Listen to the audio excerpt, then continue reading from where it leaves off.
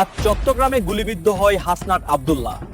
উসমান হাদির মতো মৃত্যু হয় তার। জুলাই যোদ্ধা হাসনাত আব্দুল্লাহর উপর সশস্ত্র হামলা। হাসনাত আব্দুল্লাহর সাথে চট্টগ্রামে যে ঘটনা ঘটেছে, এই ঘটনায় নড়ে চড়ে বসেছে খোদ এনসিপি। এদিকে আজ চট্টগ্রামে হাসনাত আব্দুল্লাহর উপর কঠিন প্রভাব পড়ে। উসমান হাদির মতো অবস্থা হয়েছে তার। রাজপথে এই মুহূর্তে দংশলীলা সারা দেশে। তাদেরকে জনগণ যেখানেই পাবে সেখানে গণদোলাই দেওয়ার জন্য চেষ্টা করবে। অলরেডি সেটাই অনেক জায়গায় হচ্ছে। এই টোকাই লাঠি দিয়ে অনেকে বাড়ি দিতেও চাচ্ছে এবং তাকে মারার জন্য অনেক জায়গায় চেষ্টা করা হচ্ছে। আওয়ামী লীগ ছাড়া নির্বাচনে আন্তর্জাতিক সতর্কতা। খেলা শুরু, আওয়ামী লীগ নামবে, কেউ ঠেকাতে পারবে না। চান তাকে সম্মানিত করেন, যাকে চান তাকে লাঞ্ছিত করেন, নিগৃহীত করেন। গতকাল অন্তর্বর্তীকালীন সরকারের প্রধান উপদেষ্টা কঠিন সময়ে আমরা একজন ব্যক্তির আওয়াজ সবসময় পেয়েছি। আপনাদের মতো যারা আছেন, যারা হচ্ছেন এলিট ব্রিড, আপনারা কোন মুখে আমাদেরকে ব্লাডি সিটিজেন বলে কোন মুখে আবার হচ্ছে গরিবদের কাছে ভোট চাইতে যাবেন? এই বক্তব্য দেওয়ার পরই হাসনাত আব্দুল্লাহর উপর প্রভাব পড়ে জনতা জয় বাংলা বলে এই হাসনাত আব্দুল্লাহর উপর ঝাঁপিয়ে পড়ে। আপনারা দেখতে পারবেন যে আজকে রাজপথে আবারও কিছু তেতো কথা বলার জন্য আপনাদের সামনে আসলাম। বাংলাদেশ আওয়ামী লীগ এর পেছনে আছে দীর্ঘদিনের ক্ষোভ, কিন্তু এই যে ক্ষোভ, এই ক্ষোভটা কারা সৃষ্টি করেছে? দর্শক, এনসিপি নেতা হাসনাত আব্দুল্লাহ কুমিল্লার দেবিদ্বারে এবারে নির্বাচনে প্রার্থী হয়েছেন। আগামী নির্বাচনে তিনি কি বিনা বাধাই, বিনা প্রতিদ্বন্দ্বিতায়? চারদিকে এবার হাসনাত আব্দুল্লাহকে নিয়ে কথা হচ্ছে। আর আজকে হাসনাত আব্দুল্লাহ চট্টগ্রামে ভয়াবহ বিপদের মুখে পড়ে। ঠিক উসমান হাদির মতো অবস্থা হয়। এখন সারা দেশের মানুষ আন্দোলন, প্রতিবাদ, এক প্রকার রাজপথে নেমে গিয়েছে। আপনারা সম্পূর্ণ ভিডিও দেখবেন। সর্বশেষ হাসনাত আব্দুল্লাহর কি হয় এবং আজকে দেশের পরিস্থিতি থেকে ডক্টর ইউনূসেরও যে একটা কাঁপুনি শুরু হয় তার ক্ষমতা নিয়ে, এটাও দেখতে পারবেন এই একটি নিউজ প্রতিবেদনে। আসুন আমরা কথা বাড়াবো না দর্শক শ্রোতা, আমরা সরাসরি ভিডিওর মূল আলোচনায় চলে যাব। কি হয়েছে হাসনাতের এবং বর্তমান দেশের অবস্থা সবকিছু দেখতে পারবেন। এই মুহূর্তে হাসনাত আব্দুল্লাহর সাথে চট্টগ্রামে যে ঘটনা ঘটেছে, এই ঘটনায় নড়ে চড়ে বসেছে খোদ এনসিপি।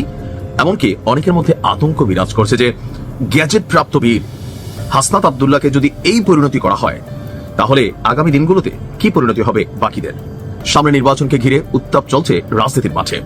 আর এখন কে যে আসলে অন্ধকারে কারে মারে, কারে আপনি দায়ী করবেন, এটা বোঝা একটু কষ্টকর। তো আমার মতন অনেকে নিশ্চয়ই ভাবছেন যে আমাদের জুলাই যোদ্ধা যিনি আছেন হাসনাত আব্দুল্লাহ, তিনি তো অনেক সাহসী, গ্যাজেট প্রাপ্ত বীর, তো তারই মারার মতন এত বড় সাহস কে করলো? তবে এখানে নামগত একটা ফেরকা আছে। হাসনাত আব্দুল্লাহ নামে জুলাই যোদ্ধা বলতে আমরা যাকে চিনি, সারা বাংলাদেশে পরিচিত কুমিল্লার সদরতা দেবিদ্বারের সন্তান হাসনাত আব্দুল্লাহ। বাট চট্টগ্রামে আরেকজন ছেলে আছে হাসনাত আব্দুল্লাহ, আমাদের দেবিদ্বারের হাসনাত আব্দুল্লাহ না, তিনিও চট্টগ্রামের ছেলে, জুলাই যোদ্ধা এবং কি এই গণঅভ্যুত্থানে আহত এবং গ্যাজেট প্রাপ্ত বীর খেতাব তিনি পেয়েছেন। তার উপর সশস্ত্র হামলার ঘটনা ঘটেছে। গতকালকে রাতে উপজেলার বদুরপাড়া এলাকায় এই ঘটনাটি ঘটে। আর এই ঘটনায় মাইনুদ্দিন নামে আরেক যুবক আপনার হাসনাত আব্দুল্লাহকে বাঁচাতে গিয়ে আহত হয়। তথ্যসূত্র বলছে 15 থেকে 20 জনের একটি সংঘবদ্ধ দল অতর্কিত লাঠি এবং দেশীয় অস্ত্রশস্ত্র নিয়ে এই অতর্কিত হামলা চালায়। হামলাটি ঘটে চট্টগ্রামের চন্দনাইশের বদুরপাড়া পাক্কা দোকান এলাকা থেকে পেট্রোল পাম্পের সামনে যে সড়ক আছে সেখানে। এই ঘটনার পেছনে সাম্প্রতিক একটি রাজনৈতিক কর্মসূচির যোগসূত্র থাকার আশঙ্কা প্রকাশ করা হচ্ছে। নাম প্রকাশে অনিচ্ছুক এক জুলাই যোদ্ধা তিনি বলছেন যে চট্টগ্রাম 14 আসনের বিতর্কিত প্রার্থী জসিমউদ্দিনের মনোনয়ন বাতিল এবং গ্রেফতারের দাবিতে নির্বাচন কমিশনে জুলাই যোদ্ধাদের পক্ষ থেকে একটি স্মারকলিপি প্রদান করা হয়েছিল। ওই স্মারকলিপি প্রদানের কারণেই এই হামলার ঘটনা ঘটে। তো চট্টগ্রাম 14 আসনের বিতর্কিত প্রার্থী জসিমউদ্দিনকে, তিনি সম্ভবত বিএনপির আপনার যিনি প্রার্থী, তো স্বাভাবিকভাবে যদি এরকম কোনো অ্যাক্টিভিটিস ঘটে রাজনৈতিক দল হিসেবে, আমি জানি না যে তিনি জসিমউদ্দিন কি বিএনপির প্রার্থী কিনা, সরি এলডিপির প্রার্থী, চট্টগ্রাম এলডিপি না, এই ঘটনার পর এলডিপির প্রার্থী যে, কারণ এখন তো এনসিপি, এলডিপি, জামাত ইসলাম তারা একটা টিম হয়েছে। এই ঘটনার পর চট্টগ্রাম 14 আসনের এলডিপি প্রার্থী তিনি বলছেন যে আমি স্পষ্টভাবে মনে করি জুলাই যোদ্ধাদের জন্য এখন বাড়তি নিরাপত্তা নিশ্চিত করা রাষ্ট্রের দায়িত্ব। যারা গণতন্ত্রের পক্ষে দাঁড়িয়েছে তাদের নিরাপত্তা বিঘ্নিত হলে নির্বাচন এবং রাজনৈতিক পরিবেশ কখনোই স্বাভাবিক থাকবে না। আর এই ঘটনায় আইনি পদক্ষেপ নিতে যাচ্ছে হাসনাত আব্দুল্লাহ সহ বাকি যারা আছেন তারা। এনসিপি নেতা এই ঘটনার পর তিনি বলেছেন যে আমার অত্যন্ত কাছের ছোট ভাই, আচ্ছা ঠিক আছে, এই দৃশ্য কোনোভাবে তিনি নিতে পারছেন না। হাসান আলী গিয়ে এনসিপির প্রার্থী ছিলেন, পরবর্তীতে 11 দলীয় জোট গঠনের পর চট্টগ্রাম 14 তেলুপুর। আচ্ছা, এখন আমার ধারণা জসিমউদ্দিন যিনি, তিনি সম্ভবত বিএনপির প্রার্থী, আমি শতভাগ শিওর না।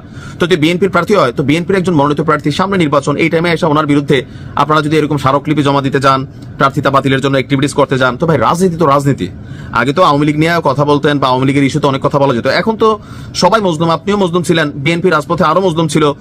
আপনারা তো আজকে হঠাৎ করে অনেকে আছেন যে নতুন করে এখানে সামনে আসছেন, বাট রাজনৈতিক দল হিসাবে বিএনপির নেতা কর্মী আছে, ফেসবুকে বসে অথবা তার প্রার্থীর বিরুদ্ধে কোন রকম ব্যবস্থা নিতে গেলে লোকাল পোলাপেন তো খেপবই।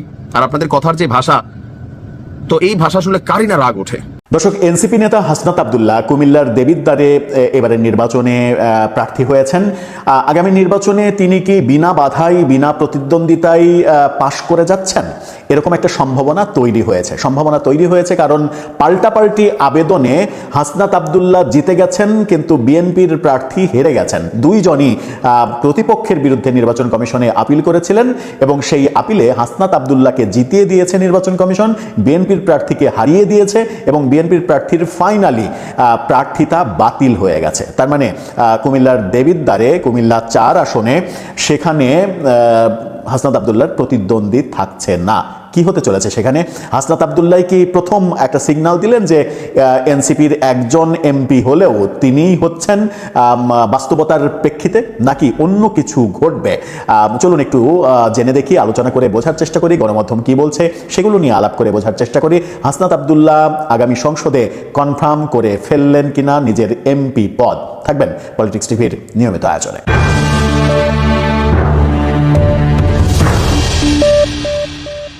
দর্শক, বলছিলাম কুমিল্লার দেবিদ্বারে যে ঘটনা ঘটেছে, বিএনপির প্রার্থীর প্রার্থিতা ফাইনালি বাতিল হয়ে গেছে এবং তার পরিপ্রেক্ষিতেই প্রশ্ন উঠেছে এবং গণমাধ্যমও প্রশ্ন তুলছে, হাসনাত আব্দুল্লাহ কি বিনা বাধাই পাশ করে যাচ্ছেন কিনা। সেই প্রেক্ষাপটটাই বিশ্লেষণ করব যে হাসনাত আব্দুল্লাহর সামনে কোনো বাধা আর থাকলো কিনা, কিংবা তার প্রতিদ্বন্দ্বী যারা থাকলেন তারা আদৌ কোনো প্রতিদ্বন্দ্বিতা গড়তে পারবেন কিনা। যদিও প্রতিদ্বন্দ্বী তার যদি কেউ নাও থাকতো, তবুও সেখানে না ভোটের অপশন থাকতো। যখন কারো প্রতিদ্বন্দ্বী একজনও থাকবে না, তখন সেখানে না ভোট হবে। সেই না ভোট আবার জিতে গেলে যিনি প্রতিদ্বন্দ্বিতা করছেন তিনি পরাজিত হবেন। এরকম নিয়মের মধ্যে তাকে পড়তে হতো যদি তার প্রতিদ্বন্দ্বী একজনও না হতো। কি বলছে গণমাধ্যম? কালের কণ্ঠের শিরোনামটা দেখে নিন। সেখানে বলছে, প্রতিদ্বন্দ্বিতা ছাড়াই নির্বাচিত হচ্ছেন হাসনাত আব্দুল্লাহ। কুমিল্লা 4 দেবিদ্বার বাংলাদেশ জাতীয়তাবাদী দল প্রার্থী মঞ্জুরুল আহসান মুন্সির মনোনয়নপত্র বাতিল হয়ে গেছে এবং হাসনাত আব্দুল্লাহর মনোনয়ন বৈধ হয়েছে। এই আসনে 10 দলীয় জোট প্রার্থী হাসনাত আব্দুল্লাহ এখন সব থেকে বেশি আলোচিত। বাংলাদেশের 300 আসনের মধ্যে এটাই সব থেকে বেশি আলোচনায় উঠে এসেছে। মঞ্জুরুল আহসান মুন্সিও হাসনাত আব্দুল্লাহর বিরুদ্ধে মনোনয়নপত্র বাতিলের আবেদন করেছিলেন। হাসনাত আব্দুল্লাহ মঞ্জুরুল আহসান মুন্সির বিরুদ্ধে নির্বাচন কমিশনে আপিল করেছিলেন। সেই আপিলে হাসনাত আব্দুল্লাহ জিতেছেন, মঞ্জুরুলের প্রার্থিতা বাতিল হয়ে গেছে। আর মঞ্জুরুলের করা যে আবেদন, সেই আবেদন বাতিল হয়ে গেছে। হাসনাতের প্রার্থিতা বৈধ ঘোষণা করেছে নির্বাচন কমিশন। নির্বাচনের আগেই শক্ত প্রতিদ্বন্দ্বীর প্রার্থিতা বাতিলে হাসনাত আব্দুল্লাহ জয়ের দিকে এক ধাপ এগিয়ে গেলেন বলেই অনেকে মনে করছেন। অনেকে আবার এরই মাঝে শুভকামনা জানানোও শুরু করে দিয়েছেন সামাজিক যোগাযোগ মাধ্যমে। তবে বিএনপি প্রার্থী মঞ্জুরুল আহসান মুন্সির প্রার্থিতা ফিরে পাওয়া সম্ভব হয়তো হাইকোর্টে। এরপরে তিনি হাইকোর্টে আপিল করবেন এবং হাইকোর্টে গিয়ে তিনি প্রার্থিতা ফিরে পেতে পারেন। ফিরে পাওয়ার সম্ভাবনাই বেশি, কারণ তার প্রথম বাছাইয়ে তিনি যেহেতু টিকেছিলেন নির্বাচন কমিশনের আপিলে, তাও বিরোধী প্রার্থীর আপিলে গিয়ে তার পদ বাতিল হয়ে গেল। এটা কোর্টে টিকে যেতে পারে। আবারও কিছু তেতো কথা বলার জন্য আপনাদের সামনে আসলাম। বাংলাদেশ আওয়ামী লীগ একটা ঐতিহ্যবাহী রাজনৈতিক সংগঠন। বাংলাদেশের স্বাধীনতা যুদ্ধে নেতৃত্ব দিয়েছিল বাংলাদেশ আওয়ামী লীগ। বাংলাদেশ আওয়ামী লীগ গণমানুষের দল। বাংলাদেশ আওয়ামী লীগ খেটে খাওয়া মেহনতি মানুষের দল। বাংলাদেশ আওয়ামী লীগ মধ্যবিত্তদের দল, উচ্চবিত্তদের দল, নিম্নবিত্তদের দল। বাংলাদেশ আওয়ামী লীগ এমন একটা রাজনৈতিক সংগঠন, এখানে সবাই নিজের মত প্রকাশ করতে পারে, এখানে সবাই রাজনৈতিক প্রক্রিয়ার অংশ হতে পারে, এখানে সবাই রাজনৈতিকভাবে নিজেদেরকে উপস্থাপন করতে পারে। সেই সম্ভাবনার দ্বারটুকু বাংলাদেশ আওয়ামী লীগ উন্মুক্ত করে রেখেছিল। কিন্তু শেষ 10 বছরে আওয়ামী লীগ কি তার এই ধারা অব্যাহত রেখেছিল? রাখে নাই। গত বছর জুলাই আগস্টের সেই ষড়যন্ত্রে আওয়ামী লীগের ভয়াবহ পতন হয়েছে। কেন হয়েছে? কি কারণে হয়েছে? বাংলাদেশের সাধারণ মানুষ কেন আওয়ামী লীগের উপর এত ক্ষুব্ধ হলো? বাংলাদেশের মানুষের ভাগ্য উন্নয়নের জন্য, ভাগ্য পরিবর্তনের জন্য এমন কোনো কাজ নেই যেটা আওয়ামী লীগ করে নাই। এত কিছু করার পরও কেন বাংলাদেশের সাধারণ মানুষ, সর্বশ্রেণীর মানুষ রাস্তায় নেমে এসে আওয়ামী লীগের পতন নিশ্চিত করলো? এর পেছনে আছে দীর্ঘদিনের ক্ষোভ।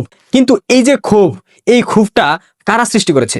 বাংলাদেশের মানুষ কেন আওয়ামী লীগের উপর ক্ষুব্ধ? আওয়ামী লীগ তো কম করে নাই। উন্নয়ন, অগ্রগতি, জিডিপি, অর্থনীতি, শিক্ষা, চিকিৎসা, বাসস্থান সবকিছু প্রত্যেকটা সেক্টরে আওয়ামী লীগ অভূতপূর্ব উন্নয়ন করেছে।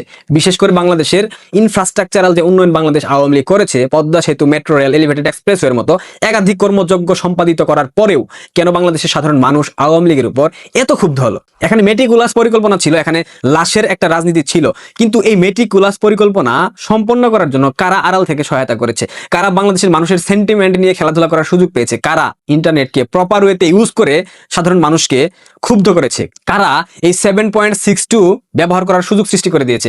বাংলাদেশে 7.62 কোন অঞ্চল দিয়ে ঢুকেছে? কারা ঢুকিয়েছে? কারা সংশ্লিষ্ট ব্যক্তিবর্গ ছিল? এইসব কিছু কি আপনারা একবার ভেবে দেখার চেষ্টা করেছেন? জুলাই আগস্টের ষড়যন্ত্রে আওয়ামী লীগের একটা সার্বিক পতন হয়েছে, মানে তারা সব দিক থেকে হেরে গিয়েছিল। কিন্তু এই যে পতনের দ্বার প্রান্তে নিয়ে যাওয়া এবং তাদেরকে হারানোর যে একটা পরিকল্পনা, একটা ষড়যন্ত্র আড়াল থেকে কারা ছিল? এক কথায় উত্তর দেব, আমলাতন্ত্র। বাংলাদেশ আওয়ামী লীগকে এই আমলাতন্ত্র নামক ভয়াবহ ভাইরাসটা গিলে খেয়েছিল। 2018 সালের নির্বাচনের পর থেকে আওয়ামী লীগ পুরোপুরি কর্পোরেট আমলাতান্ত্রিক দলে পরিণত হয়েছিল, যেটা বাংলাদেশ আওয়ামী লীগের গঠনতন্ত্রের সাথে যায় না, যেটা বাংলাদেশ আওয়ামী লীগের প্রতিষ্ঠাকালীন যে ভিতগুলো আছে সেই ভিতের মধ্যে পড়ে না। আমলাতন্ত্র এবং তাদের দালাল শ্রেণীর কিছু নেতারা, আমি যদি ক্লিয়ার করে বলি, বাংলাদেশ আওয়ামী লীগের একটা শ্রেণী ছিল দালাল শ্রেণী, যারা চাটুকার শ্রেণী। এই শ্রেণীর সাথে আমলাতন্ত্রের একটা বিশাল যোগ সাজশ ছিল, একটা গভীর সংযোগ ছিল। এই সংযোগকে কাজে লাগিয়ে এই শ্রেণীর নেতারা আদর্শিক নেতাদেরকে কোণঠাসা করেছে এবং এই আমলাতন্ত্র বাংলাদেশের প্রত্যেকটা সেক্টরকে বিতর্কিত করেছে এবং বাংলাদেশের মানুষের ক্ষোভ জন্ম নিয়েছে আওয়ামী লীগের প্রতি এই আমলাতন্ত্রের বিভিন্ন স্বৈরাচারী সিদ্ধান্তের কারণে। দল বাংলাদেশ আওয়ামী লীগ কোনো ভুল করে নাই, কিন্তু আওয়ামী লীগের এক শ্রেণীর নেতারা বারবার বলেছে তারা ভুল করেছিল। এখন সত্য কথা বললে অনেকের গায়ে কাটার মতো বিঁধে যাবে। বাংলাদেশ পুলিশের উপর সাধারণ মানুষের তো ক্ষোভ কেন ছিল, কিংবা জঙ্গিদের তো ক্ষোভ কেন ছিল? অনেকেই বলতে পারেন পুলিশকে দুর্বল করলে সরকার ফেলে দেওয়া সম্ভব হবে। শুধু এর মধ্যে সীমাবদ্ধ না, পুলিশের মধ্যে এমন কিছু ব্যক্তি ছিল যারা চাঁদাবাজির সাথে সম্পৃক্ত ছিল, যারা বাংলাদেশের সাধারণ মানুষের জীবনকে বিষিয়ে তুলেছিল। ক্ষুদ্র মাঝারি উদ্যোক্তা, ফুটপাতের ব্যবসায়ী, কাঁচামালের আড়তদার এদেরকে ক্ষুব্ধ করেছিল। এদের থেকে প্রতিনিয়ত চাঁদাবাজি করা হতো। অনেকেই বলে থাকেন আওয়ামী লীগ চাঁদাবাজি করেছে, ছাত্রলীগ চাঁদাবাজি করেছে, যুবলীগ চাঁদাবাজি করেছে। এটা আপনাদের ভুল ধারণা। আল্লাহ যাকে চান তাকে সম্মানিত করেন, যাকে চান তাকে লাঞ্ছিত করেন, নিগৃহীত করেন। গতকাল অন্তর্বর্তীকালীন সরকারের প্রধান উপদেষ্টা, কঠিন সময়ে আমরা একজন ব্যক্তির আওয়াজ সবসময় পেয়েছি। লেখালেখিতে, টকশোতে আমাদের পাশে এসে দাঁড়ানোর ক্ষেত্রে ডক্টর আসিফ নজরুল, অনেকে যদিও বলেন যে সে কি বিপিনুরের লোক বা বিপিনুর আসিফ নজরুলের লোক, কিছু কিছু মানুষ এই সমস্ত কথা বলে, কিন্তু আমরা একটা কথা বলতে পারি, আজকে অনেক বিশ্ববিদ্যালয়ের উপাচার্য, শিক্ষক সমিতির নেতা, বিভিন্ন ধরনের সংগঠন নামে আমরা দোকান দেখতে পাই।